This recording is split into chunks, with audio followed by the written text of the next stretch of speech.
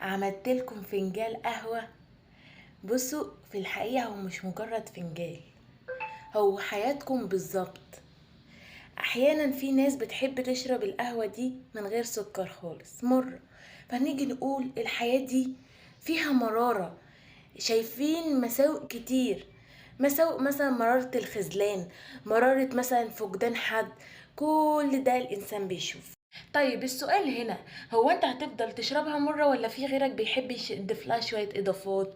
اكيد في ناس بتحب تحط للقهوة سكر، في ناس بتحب تحط للقهوة ملح. طيب انت بتحب تحط لها سكر عشان انت شايف الحياة حلوة، عايز الحياة انت تقدر تضيف لها حاجات حلوة. مهما كانت الصعوبات بتقدر ان انت تتخطى الحاجات دي. واحيانا غيرك شايف ان الحياة دي سودة بالنسبة له، فبيضيف لها شوية ملح، فكمان ما بيقدرش ولا يكمل في الحياة ولا يقدر يكمل كوباية القهوة.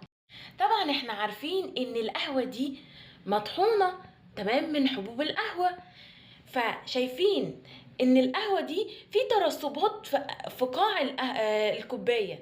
طيب ليه ما نقولش ان الترسبات دي مشاكل انت مش عارف تحلها، بس غيرك لما بيشربها بسكر بيقدر ان هو يعيش مع المشاكل دي، يقدر يحلها. في مشاكل بتقدر تذوب عشان تعمل لك القهوة دي، وفي مشاكل لأ. عيش حياتك زي ما انت عايز تعيشها. اشرب كوباية القهوة عشان تعدل مزاجك وتقدر ان انت تشوف الحياة يا بشكل حلو ويا بشكل وحش. ولو عجبكم الفيديو ما تنسوش تعملوا لايك وسبسكرايب وكومنت كتير لو عجبكم الفكرة دي، واشوفكم على خير. باي باي.